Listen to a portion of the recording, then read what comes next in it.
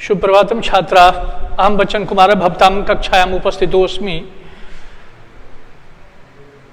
कक्षा आगे बढ़ते हुए सप्तम पाठा तक मैंने पढ़ाया था और अष्टम पाठा में सुक्तया है। सुक्तया सुक्तया आठवां पाठ में देखेंगे। सुक्तया इसका सु प्लस उक्तया इक्वल टू सुक्तया। अका सवर्णी दीर्घ, दो समान स्वर मिलने से दीर्घ हो जाता है। सु माने सुंदर, उक्तया माने वचन, सुंदर वचन। सुक्तया संत कवि तिरुवल्लुवर की रचना है। संत कवि तिरुवल्लुवर जब खाना खाते थे तो उनके थाली से जितने भी अन्न गिरते थे उस अन्न को सुई से उठाकर पानी से धोकर पुनः खा लेते थे, क्योंकि अन्नम ब्रह्मेति ये जानकर अन्य देवता होते हैं, उनका सम्मान करते थे। उन्हीं की यह रचना है अष्टमा पाठा में, सेम उसी पाठ पुस्तक में। इसका पहला श्लोक है कि पिता यच्छति पुत्राय बाल्ये विद्या धर्म महत, पिता अस्य किंग तफाते पे इत्युक्ति तत्कृतज्ञता। ध्यान देखिएगा कि इसका मैं अन्वय बोलता हूं कि पिता पुत्राय बाल्ये महत विद्या धर्म यच्छति, ये इसका अन्वय है इस श्लोक का। महत विद्या धर्म यच्छति, अस्य पिता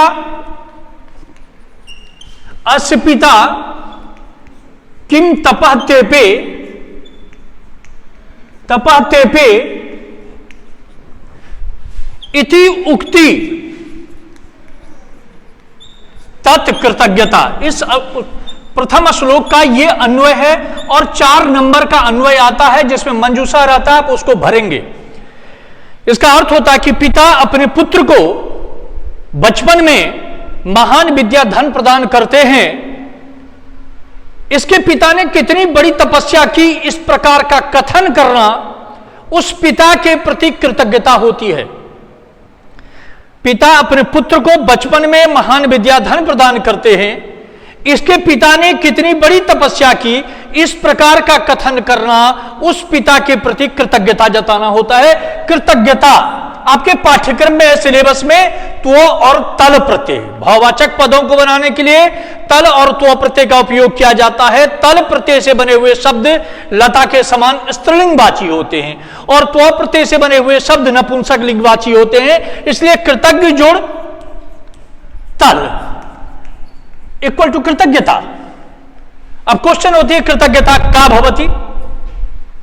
अस्य पिता किंग तपहते पे, अस्य पिता किंग तपहते पे इति उक्ति कृतज्ञता भवति।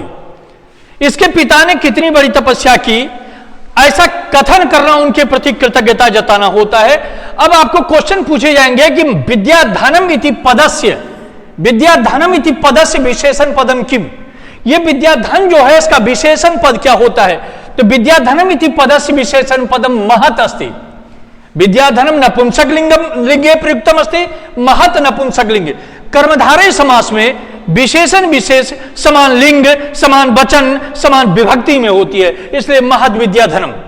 विद्याधनम का विशेषण महत। अब विद्याधन का समास विग्रह विद्यायाः धनम,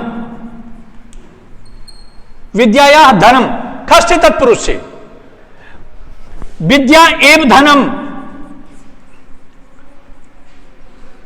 ये इसका समास विग्रह है। क्वेश्चन पूछेगा कि पिता कस्मै विद्या धर्म यच्छति, तो कस्मै अगर है तो पुत्राय, संप्रदाने चतुर्थी से। उक्ति पदे का प्रत्यय वच जोड़ इक्तिन।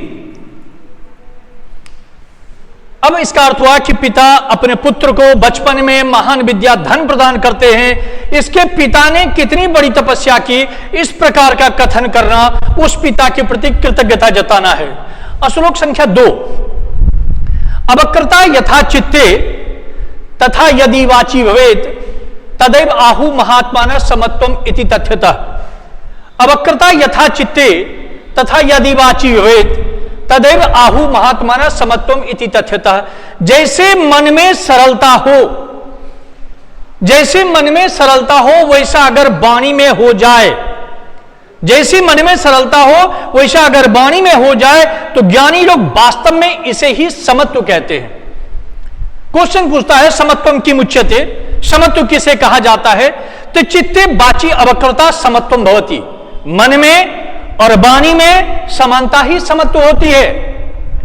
दुर्जन का मन अलग होता है, कर्म अलग होता है और वचन अलग होता है, लेकिन सज्जन का मन एक होता है, वचन एक होता है और कर्म एक होता है। तो यथा चित्ते वक्रता, क्वेश्चन पूछेगा बोर्ड में कि चित्ते वाची एका विभक्ति व पृथक पृथक, इसी टाइप से क्वेश्चन पूछे जाएंगे। फिर अगले क्लास में इसका आगे विवेचन करूंगा। धन्यवाद।